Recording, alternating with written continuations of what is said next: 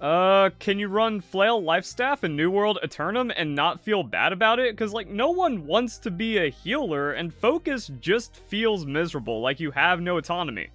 But maybe we can get away with it because the Flail is really strong. So let's find out. If you enjoyed the video, don't forget to leave a like, share with your friends, comment your thoughts down below. So our gear just has us stuck with Constitution. That's fine. We can magnify Focus or Strength. And then we can just kind of compare numbers to see what happens, because soft caps and attribute numbers get kind of weird. But if we go all in on Focus, that brings us to 1342. Now, if we drop all this down and we go all in on Strength, we can see how much of a difference that is. Except it's actually not all in on Strength. We still stop at 350, 1408. That doesn't put us far behind on damage if we actually care about Focus, and that's where the healing comes from on Flail, because it's exclusive with Focus, and then your life staff is super powerful. So, like, do we actually become extra immortal and still preserve damage? I guess we gotta investigate that. So 10% base damage, you kind of want that on Strength, but then 7% while below 90% health, stamina regen doesn't really matter on melee attacks, and then 10% damage on stunned, slowed, or rooted enemies. So maybe we just aim for that and we put the rest into Focus? And because we actually have more strength than earlier, it's pretty much no damage difference, which feels kind of weird. You'd expect it to be much lower with the low focus scaling on the Flail, but alright. And what do we lose out on just with this? Because, like, oh, if you had different gear and different things, you can put the extra 10 points into dexterity. I think this is fine on the intelligence, especially with the Flail, because we're doing a lot of damage over time. So that's just 5% of the 17 damage, 17% we're missing, and then we don't get crit damage taken. So none of that matters. More focus or more stats would just be good, and I think we lock it in.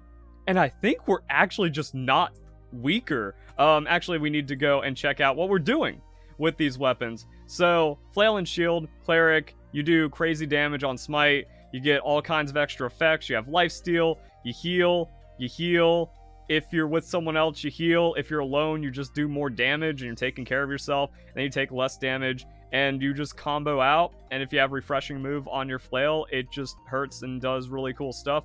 Life Staff, the points on Life Staff or whatever, this is also another interesting situation, because a benefit to this, like, if you're just solo Flail and you're wrecking everything and you're randomly putting points into Strength and Focus and you can just solo content fine, that means now you have a life staff and you look like a healer, and then people are going to take you in on expeditions, and you can maybe just play that as a playstyle. So you have no problem finding group content and maybe even wars or something, even though I don't really PvP.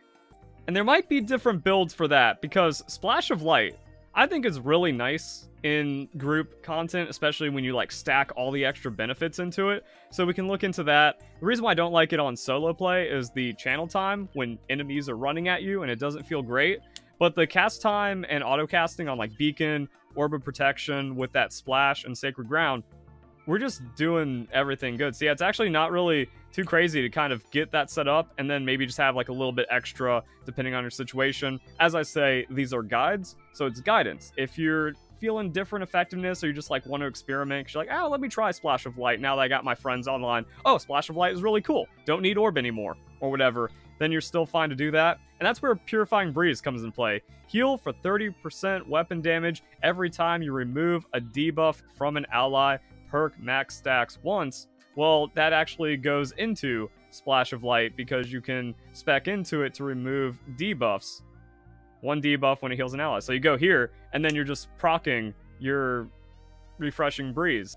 Even better, Purity of Light. Allies with a debuff removed with Splash of Light are healed for 90% weapon damage, or 54% on armor. That's good. And then, as we've talked about with the Life Staff Guide, you need Fortifying Sacred Ground, Refreshing Divine Embrace, if you get like those pop-off heals, Mending Protection, if you get those pop-off heals, then you're just going a lot stronger. So you want Keen Beacon, Blessed, or Savior, depending on how it's going. And if you're not only sticking to a Life Staff healing, then that means you're going to get in situations where, like, you go Flail, you keep people healthy, but they might still fall below half, then you switch back to your Life Staff when they're at half, and then you get all those big pop-off things. You go back into your cooldowns on the Flail, and then proc 2 on Purifying Breeze, and you feel great. So, like, you don't need refreshing move if you're going secondary healing with the Flail, and I guess this could also apply to the Void Gauntlet. And then on Ring, we have Healing Breeze to heal per second for 6 seconds, but it has a cooldown, and then Purifying, hey, you remove debuffs. So if you're playing the anti-debuff, you just pop off, and then Sacred also going to give you healing efficiency. And then Flail is whatever, get refreshing move, Vicious gives you damage, your shield can give you damage, you also want Blessed if you're trying to go for healing. If you get Odo, that's just free access to 700 gear score refreshing move Lifesteal, which also keeps you healthy. Then we have the Punishing Retaliate, because we're playing for damage on the Flail, and then we're going for like extra focus healing on the Life Staff, and Opportunist is just good, extra healing to targets below health. Maybe you also splash some arcane damage, because we're kind of going for that with our Empowered Rune Glass, maybe. And then like Mending Vortex, that's a must. And like we talked about, you can also heal allies, and there's the benefit of crowd control protection, so that's pretty neat on the Flail. And it's one of those things like, oh yeah, we're cleric. No, we're actually just hard DPS and giving our allies useful and strong benefits. So with that, you can go Keen and then Vicious between your stuff. Enchanted Ward, that's just tankier. Shield Aggression, we're just getting damage. Really cool stuff. Here's our Fortifying Sacred Ground. Unfortunately, we're stuck with Intelligence. Take what you get in this game, but Enchanted Ward, Fortifying Sacred Ground, sick. We'll take that. Free Pants are great. Fortunately, we use some strength on the Flail, and we have Arcane Harnessing and Empowered Breaker, so we're just stronger for it, and then we're just stronger for it, and everything's cool. Ring, whatever Ring. We talked about Ring, but also Blood Drinker just makes you a solo beast, and then what's stopping you from having both? You can have a healer ring that has Sacred on it, and then when you're not in a group, you just run Blood Drinker, and you don't even worry about the Life Staff, and you're just amazing. Regenerating Refreshing Luck, I like it. If you're having mana problems, Refreshing Toast, because we're not doing like Intelligence, Fire Staff, and then Life Staff, infinite mana healing, or anything like that. Divine Health, cool. The question is if we're any weaker for wanting to be a Life Staff bro. Also, like, if you get Odo for the refreshing move and life stealing, that's going to help you out until you get your Blood Drinker, and then you're having absolutely extra zero problems. Let's start Life Staff, because stuff. Reminder, you actually have to do damage with the Life Staff or you don't get experience for it, which kind of sucks. But if you're in group, then you're still going to get the Life Staff experience. Yay! Let's go and do all this fun stuff, because like that Keen Beacon is gonna be cool. So we'll put down that, we'll hit the beacon, we'll hit the orb, we'll switch over, and maybe we just go straight into all of our big hits, because we do this, and we want to be inside of all of our benefits, but we do the big hit. Oh hey, the smash is back. We just got a million things. Refreshing move, and then we spin around, and then we go slappy slap on him, and then we auto, and then we do another one of these. And I didn't feel a difference. That's how it is. It's mostly that Vortex is ridiculous, and if you get low while like setting up your Life Staff, you just go into Vortex. Also, like we talked about in the Fire Staff guide, like, okay, cool, we're in the middle of like a big push, or we're in like a big elite area, or we just need to get topped off during smaller pools. We're set. We're full. Our mana doesn't matter, and then we don't use mana on this, so we can get all of our mana back in different rotations. Also, you can lead with Beacon, then put down your Sacred Ground, then pop an Orb. That way you get, like, the free switch over, and then you just press whatever buttons you want. And, yeah, we're inside of that. We're getting all kinds of cool benefits. Is anything... well, never mind. I was about to say, like, we just killed everything. Anything back up? We have Orb.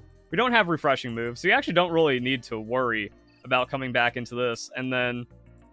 you can, I think there's also another way around it. And then depending on the group, depending on the content, you can start with the Flail, because even with refreshing move and refreshing and cooldowns and stuff, you're still gonna have to wait a second on your Vortex, which is like your big, bad, awesome cooldown.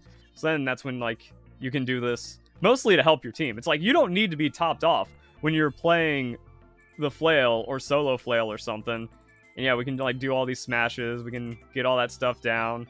And just what is that? We're wrecking things. Unfocus. There's some other dude around here. What is he? I'm gonna help him out. Boom. Oh yeah, get healed. Oh yeah, look at that. Feel good, yeah, feel good, buddy. And now it's my time to shine. So now we come in and we do all the damage. My Flail is out damaging this dude who's trying his own thing. Bless him. Whee! Now we just pop off all the healing and all the effects and help out buddy. Hit that, boom, get him that, yeah. So yeah, if you've ever wanted to be a bro and a carry, this build works. And I think that was kind of the conclusion from the solo Flail guide, by the way. Like, comment, subscribe, check out my playlist, check out all my guides, check out all my content. Oh yeah. We can just, fighting all this. We're good. You Daddy's got you, see? He's getting all healed up. It's all nice. Oh, we'll pop the orb. We'll give him a little bit extra right there. Boom. Like I was saying, if you enjoy the video, check out, support my content, like, comment, subscribe, sharing. All of that does incredible stuff in the YouTube algorithm. You wouldn't believe how powerful it is to share this video with your friends. But what I said in my Flail guide is like, oh, solo Flail, you actually don't need anything else when you build it out, and Odo is really strong. You just sit in high mound with 30 other people until you get the drop, and then you get the life-stealing, refreshing move, Flail. I don't even care about Odo's punishment or Odo's defense. Again, it's just like a great 700 gear score until you get Blood Drinker. I don't think it's worth putting the random perk on, but like then you can just try to find or buy or get some kind of other Flail that's going to work where it's like, ooh, refreshing move and blessed, and then mortal fortification or mortal empowerment. And then you have everything you need. And then you just need to focus on getting a really good shield, but Flail Shield is so busted that the other weapon or class you go for doesn't really matter at all. So again, like, oh yeah, now you can try to figure out how to do this hybrid playstyle where you go in, use all of your cooldowns on Flail, you back up a bit, you heal, top everyone off, make sure they're popping off, and then give them all the benefits. Then you go back into Flail, and now you're the DPS carry. And if you're doing solo content, you don't have to worry about anything despite being focus Flail. Truly not what I expected out of these attributes and the weapons and stuff, but hey, it's kind of broken like that. So yeah, hope you guys enjoy the video. Hope you all have a nice day. Thank you very much for watching.